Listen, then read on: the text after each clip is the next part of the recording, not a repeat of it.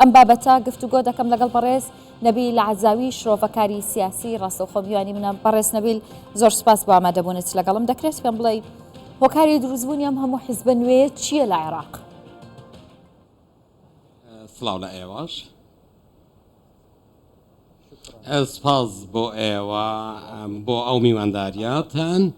من پێم وایە یەکێک لە عەجایب و غەرایبەکانی لە عێراق زۆری ژمارەی حیزبەکانە.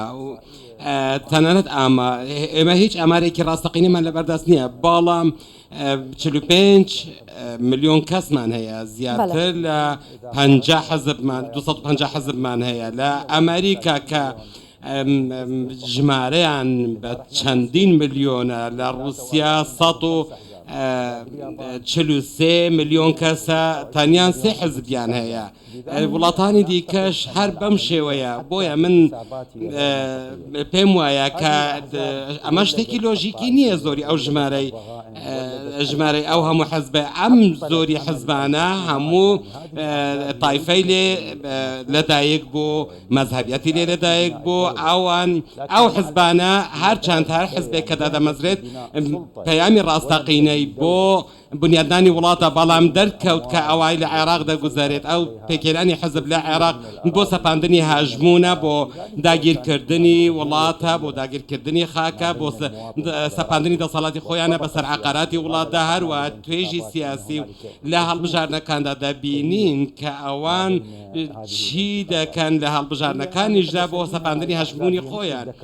ئەمە وەکو دوکان لێ هاتووە، هەندێک جار دەکرێتەوە، هەندێک جار وەکو دوکان لە کاتی هەڵبژاردن دادەخرێت و یەکێکی تکە دەکرێتەوە. ئەمە شتێکی زۆر نامۆیە، زۆر سڕهێنەرە، بەڕاستی شێوەی گاڵتە جاریە پێکێنانی حزب لە عێراق.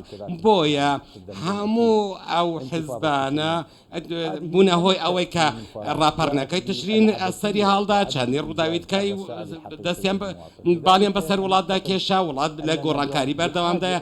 ئەمڕۆ ئێستا پێویستیمان بە یاسایەکی نوێی حزبەکان هەیە، واتە ئەوەی یاسای سەردەمی برێمەر.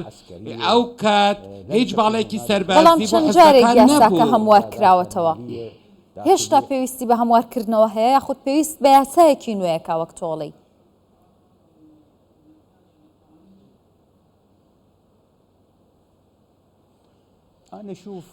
سیرکەم بە بڕوای من ئێمە پێویستمان بە هەندێک یاسای نوێ هەیە کە ڕێچکەی ئەو حزبانە دیاری بکات. دواتر پێویستیمان بە ڕۆیایەکی ڕاستکردنەوە هەیە، چونکە ئێمە بە 100 واژوو ناتوانین حزبێک لە ناو 45 ملیۆن کەسدا بخۆڵقێنین، حزبێکی نوێ پێک بێنین. ئەوە شتێکی لۆژیکی نییە. کەسێک بە تەنها ئەگەر لە کوتلەیەک جیا ببێتەوە دەبینین کە لە کوتلەیەک جیا دەبێتەوە یەکسەر دەچی حزبێک ڕادەگەێنێت. بۆیە ئێمە پێویستیمان بە دیدگایەکی یاسایی هەیە کە هەوڵ بدات پێداچوونەوە بە بنەماکانی ئەو بابەتەدا بخشێنێتەوە، بهێنێتەوە.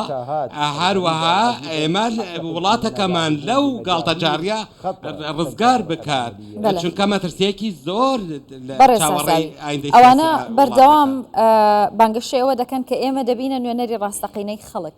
ئەمانە ئەم حیزبانە دەبنە نوێنەری ڕاستەقینەی خەڵک یاخود نوێنەری ناڕاستە و خۆی حیزبە گەورەکانن؟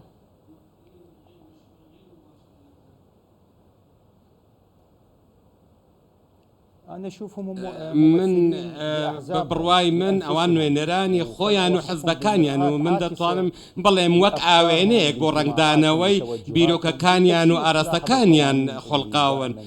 ئێمە دەبینین کە ئەو یاسانەی هەمیشە دەری دەکەن، هەمیشە ڕنگدانەوەی ئەجنداکەیان لە یاساکەدا دیارە، هەرگیز بیریان لە بەرژەوەندیەکانی وڵات هاوڵاتیان نەکردوتەوە، هەمیشە باجدەری سەرەکی هاوڵاتی بووە. ئەوان بە هیچ شێوەیەک لە چەمکی دیموکراتیەت تێنەگەیشتون. چەمکی دیموکراتیەت چ هەڵگری چ پەیامێکە بۆ هاوڵاتیەکانی و بۆ هەموو لایەنەکان لە ناو وڵاتدا. پرۆسەی سیاسی ئێستا خەریکە قۆرغ دەکرێت لە دوایین جاریش کە دەبینین قۆرغکاری کراوە، زۆر ڕێگری کراوە کردەوە وەک دەبینین کە چەندین کۆسپمان بۆ دروست بوو لە دوایینیشیان پارتی دیموکراتی کوردستان گەورەترین گرەی بەردەم پرۆسای سیاسی کردەوە بەڵام حزبەکانی دیکە هەمیشە خەریکی هێنانەوەی پشێوین و بەڵام ئەوەی کە پارتی کردی لاکردنەوەی ئەو گرێکوێرانەی بەردەم پرۆسی سیاسی عێراق بوو بە مێژوو بۆیان ئەمە شتێکی حەشاڵ نەگرا پێویستە جدیەتێکی ڕاستەقینە هەبێت لە بەڕێوەبردننی ئەو بابەتە چونکە خەریکە هاوڵاتی بە تەواوی تێدەگات هاوڵاتی وەکو جاران نەماوە کە چەندین کارەساتی بەسەر هاتووە ڕاستە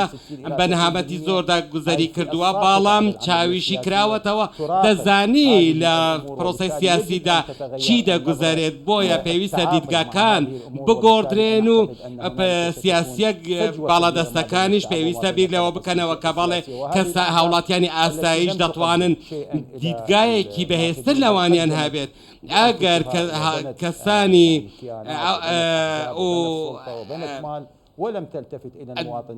ئەگەر ئەو حزبانە بەس بیریان لە بەرژەوەندی خۆیان کردەوە و هاوڵاتیانیان فەرامۆش کرد ئەوە دەبێت ئەوە بزان کە هاوڵاتیان لە هەڵبژارنەکانی دواتردا ئەو تۆڵەیان لێ دەکەنەوە چونکە ئازمونیان لەگەڵیان دەبێت و ئەگەر پێشتر ئەم بیرۆکەیان بەڕێز نەبیل عەزاوی شرۆڤەکاری سیاسی لە بەغدا میوانی ئەمە بووی دەست خۆش.